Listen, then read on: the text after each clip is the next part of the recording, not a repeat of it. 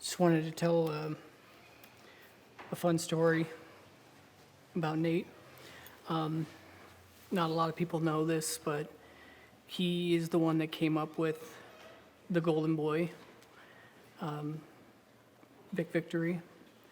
And the way he came up with it was we were on a trip. I think we were going to Central States Wrestling. I hadn't started wrestling yet, and I was just training at the time.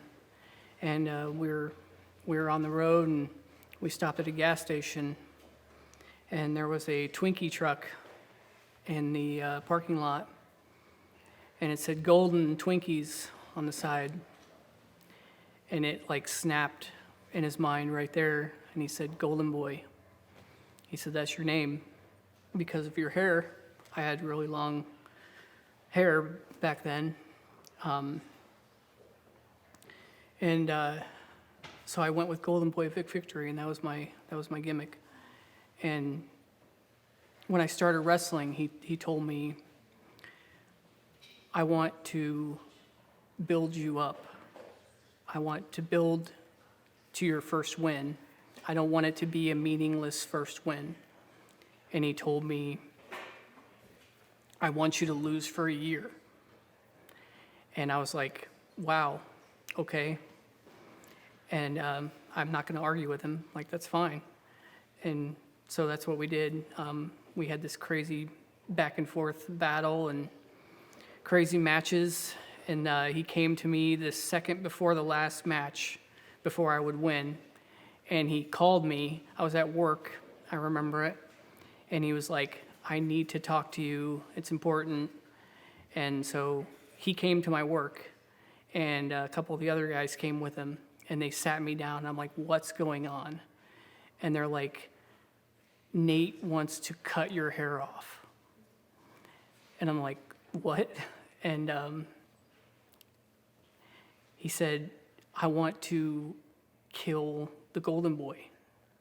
He said, because you're better than that.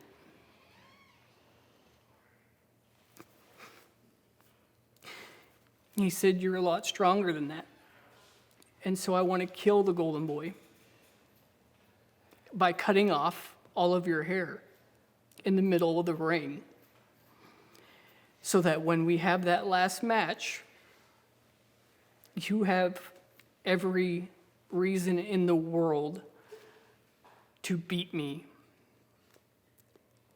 And my hair was so long, and I couldn't believe that I even said it, but right away I said yes. I was like, absolutely. That's amazing. I want to be a part of that. And so we had that match, and he literally knocked me out in the ring. Not a lot of people know that. I was legit knocked out. He pulled me up by the hair, and he had the scissors, and he put the scissors to my throat, and he was jokingly putting the scissors to my throat, like teasing the crowd. And not a lot of people know that he actually cut my throat. When I woke up, a couple of the guys were surrounding me, and they're like, dude, your throat is bleeding. And I was like freaking out, but it was not that serious. But he cut my hair off in the middle of the ring. And then in the final match, he said, now you hit the Phoenix Splash. And then that's when I hit my first ever Phoenix Splash. And when I hit it, and 1, 2, 3, he grabbed me on the ground. And he had lost so much blood. I was covered in his blood. And he grabbed me on the ground, and he was like, that's it. That's the win. And then we hugged in the middle of the ring. And then in classic Nate fashion, he turned on me seconds later. And he kicked me in the back of the head and then dropped me on the head.